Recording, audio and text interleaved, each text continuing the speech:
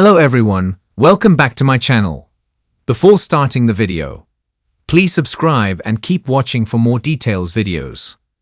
Coco Gauff completely agrees with Ben Shelton's thoughts on how the French Open has improved this year. Coco Gauff spearheads a new generation of tennis stars who know that branding and the way you present yourself online is arguably as important as winning. After all, as much as the tennis community wants to see success, they also want to see relatability from the very apex of the sport they all love. The American certainly achieves this with her refreshing take on social media, unafraid to give her thoughts on topics with complete openness. The same goes for whenever she steps into a media room too, now recently asked to comment on the state of this ongoing Grand Slam and its coverage in America. Coco Gauff praises French Open coverage in America. Speaking in her post-match press conference, she was quizzed about her thoughts on Ben Shelton's recent comments regarding the tournament.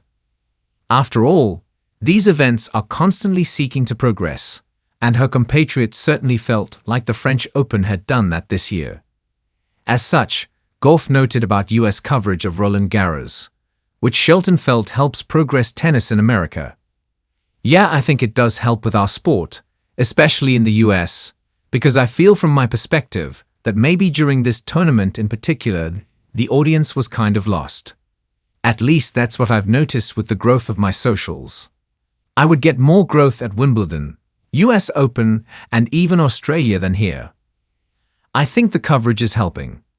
I don't know if it's necessarily helping our results when it comes to that, but it's cool just to be on TikTok and see people in the comments rooting for us and things like that.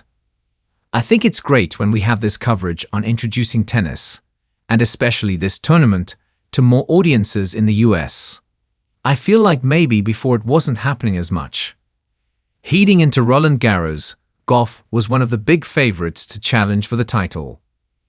However, having now watched her in her opening 3 matches, that notion has likely only intensified for many. She has swept aside all in her way thus far in straight sets, looking so comfortable as she has cruised into the 4th round. It seems like all the time that Gauff spent watching Rafael Nadal practice here is paying off. Photo by Andy Chung/Getty Images. As a former finalist here, and having reached the final of both the Madrid and Rome Masters 2, Gauff is in a great place to convert that experience into silverware. Next up is Ekaterina Alexandrova, who will represent a fresh challenge to try and trouble the 21-year-old superstar. As the clay courts of Roland Garros shimmered under the late May sun, the atmosphere felt different, not just because of the balmy Parisian weather or the echo of tennis balls bouncing rhythmically on the terre battue. Something had shifted at the French Open this year, and it wasn't just the draw or the contenders. It was something deeper, more structural, almost philosophical. Ben Shelton, the charismatic and hard-serving American, was the first to say it out loud during his second-round press conference. It finally feels like a tournament that understands the modern game and the modern player, he said, casually leading into the microphone with that trademark mix of confidence and candor. They're listening now. From the tech, to the fan engagement, to the way they're treating players, there's just a fresh energy this year. It feels like they're not just preserving history, they're evolving it. His comments were picked up immediately, dissected across sports talk shows and tennis Twitter, or X, as the world insists on calling it now. But one echo stood out from the rest. Coco Gauff. Gauff, just 21, but already a Grand Slam champion and a torchbearer for the next generation, didn't hesitate to align herself with Shelton's assessment. I completely agree with Ben, she said with a thoughtful nod during her own media session after advancing to the 3rd round. This year feels different, in a good way. There's a vibe, a sense of care and attention to detail that makes a huge difference, not just for us players, but for the fans too. And with those words, a conversation began, not just about tennis, but about change and what it means when an institution like Roland Garros begins to rethink tradition for the sake of the future. A new era of Roland Garros. So what exactly has changed? After years of criticism about being too rigid, too old school, the French Tennis Federation, FFT, finally decided to act. The result?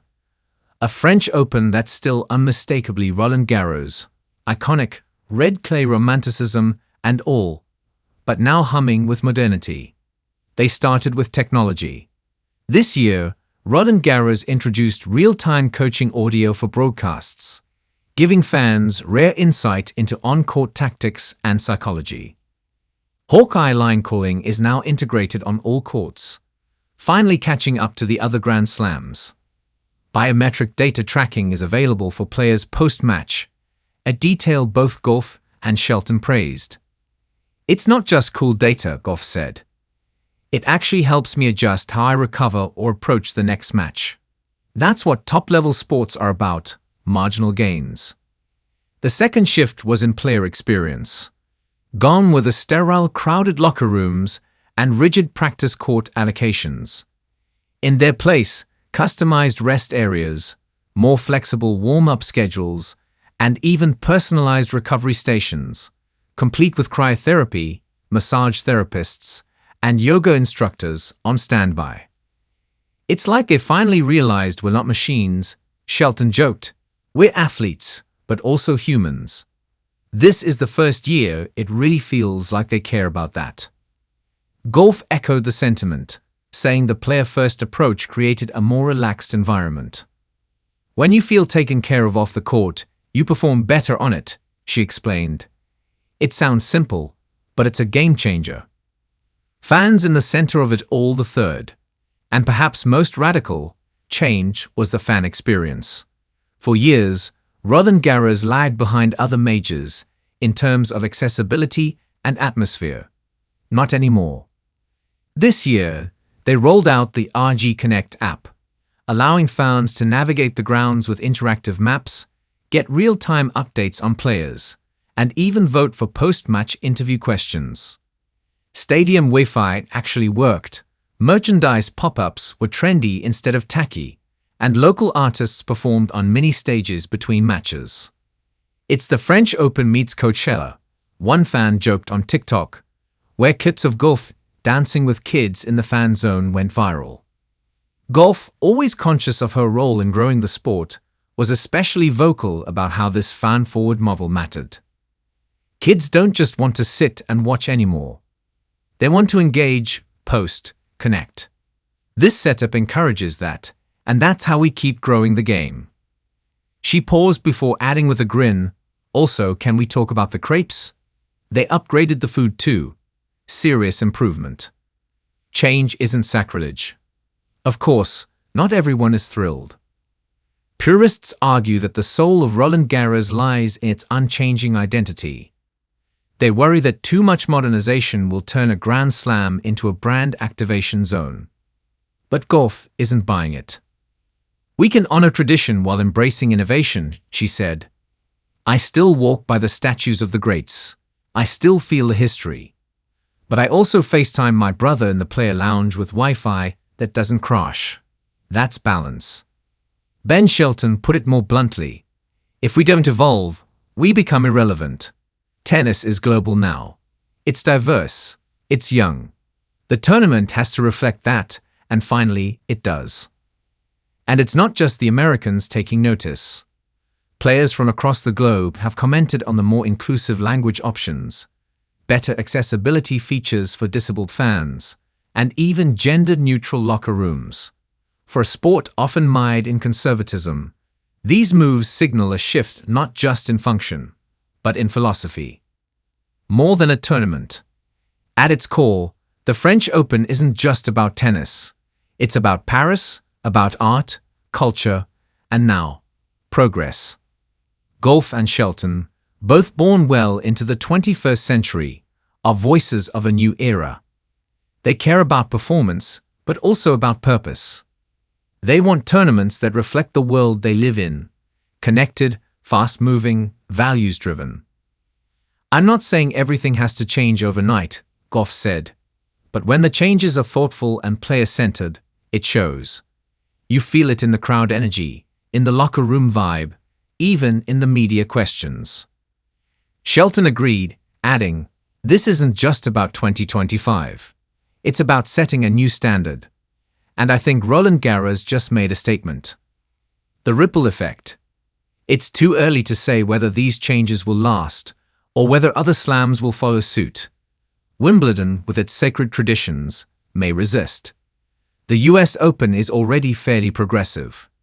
The Australian Open has been leading this charge for years. But Roland Garros was always the most enigmatic, the most steeped in tradition. Now, with players like Coco Gauff giving their stamp of approval, the French Open seems to have cracked the code. Preserve the past, but pave the future. And in doing so, they've not only improved the tournament, they've reminded the world why tennis, in all its